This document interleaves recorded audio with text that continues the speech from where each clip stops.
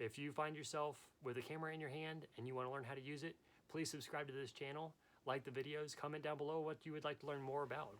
Hey Photos photographers, the question we're addressing today in this video is what makes a good photography portfolio? The answer really comes down to this, that you need to focus your portfolio that you show to the person or the hiring manager of the company where you're applying, to narrow it specifically to the position you're looking to fill in the company.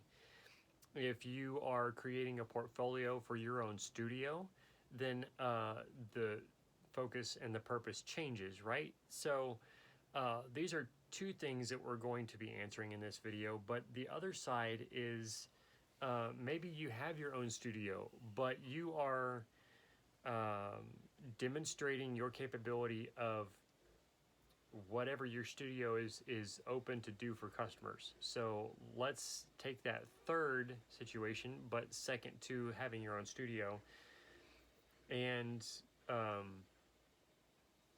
let's say that portfolio you're shooting for your own specific purpose of portraiture studio. Okay, let's turn that around.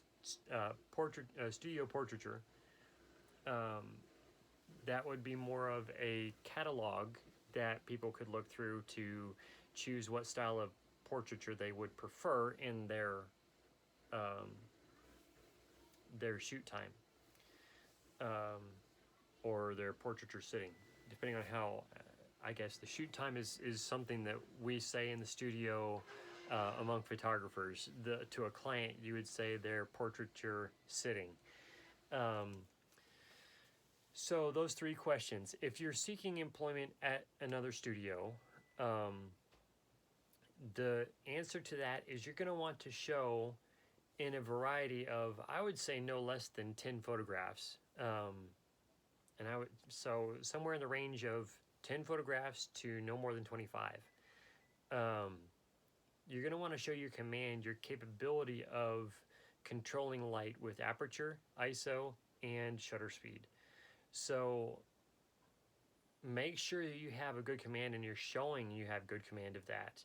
Specifically aperture, you're going to want to show that you can shoot well and great clarity with good color and focusing the viewer's eye on the subject with your depth of field. So that's going to show your aperture availability and how much you can control that, how good you are with controlling the aperture depth of field. Shutter speed is going to be able to stop motion and achieve enough lighting to properly, in a professional's view, expose the image.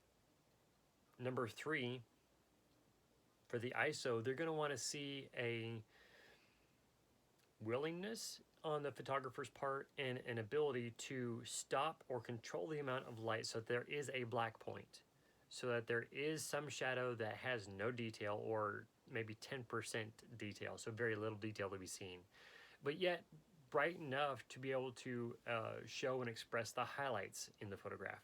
So that's applying to be a photographer for somebody else, right? Say you own your own studio and you're creating a professional portfolio, and this is just general, say, to put on your own website. I would say you are much more free to do whatever you want there. You can post nearly as many photographs as you want, but you also want to be aware of your viewers' time, that they're not just sitting there on your website looking at your images instead of booking a time with your studio, or instead of buying whatever your products are on your website, right? So you want your portfolio to drive a sale instead of wasting time watching your portfolio, right? Even though I guess vanity wants us all to, oh yeah, we want everybody to love our portfolio, but unless you're selling your portfolio images as print sales, then that would be one thing to drive sales. But the other The third situation we had of having your own studio, but creating a portfolio which is like a sales catalog for somebody in the mindset of portraiture sitting, right? So um, I would say you're going to want to show off two things specifically: your ability to style them and their body positioning so that they have the best view of how they see themselves in their mind's eye, right?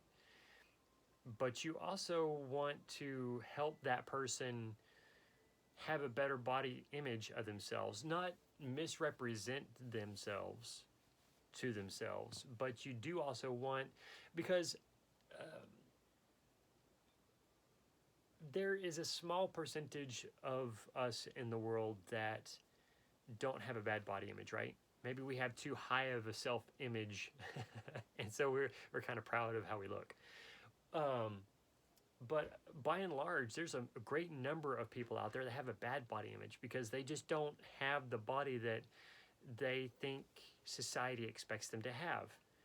And so you want to be able to style or have them express from their face their emotions that says, I'm not self-conscious about my body, right? That's part of what's going to draw them in and make them like a photograph anyway, a portraiture, is that their facial expression shows self-acceptance.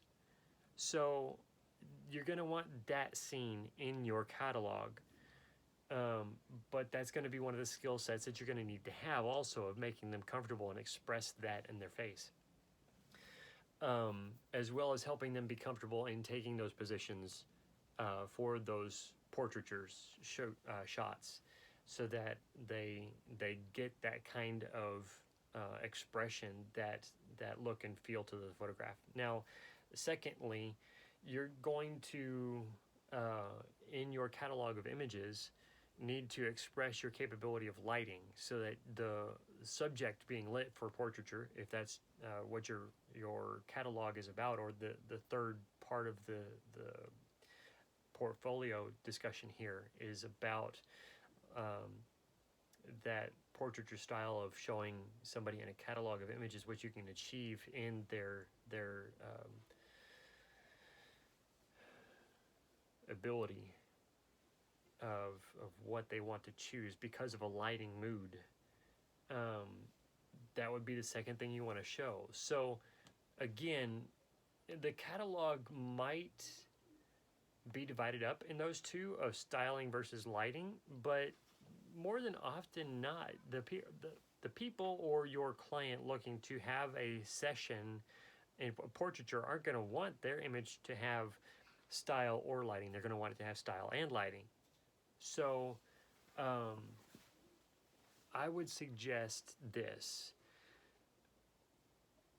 In your catalog of images, say 10 to 20, not 10 to 25, 10 to 20 images, that would allow you some freedom to express both physical styling of their hair, their clothes, that sort of stuff, but the position they take as the focus subject of portraiture. Maybe you found more poses to be, or certain poses to be more dramatic than others, and so it requires more dramatic lighting. Show off your capability of that dramatic lighting, and use it to that advantage in your catalog of photographs for your portfolio clientele. But those are the three major things. This could be styled toward almost any area of photography, whether you're doing, I mean, literally, we talked about 31 different areas of photography at least, right? So if you're doing jewelry, that's one thing. If you're doing generic product photography, that's another. If you're doing real estate, some houses may lend more towards more dramatic lighting, but it's not going to lend toward any darker, deep shadows, if that makes sense, because somebody looking at this photograph is looking to buy, is not looking for great photographs. So they want to see detail. They want to see how the house's condition. So just, I guess more than anything, I'm talking about one specific area so that there's detail involved in each aspect of the illustrations I'm giving.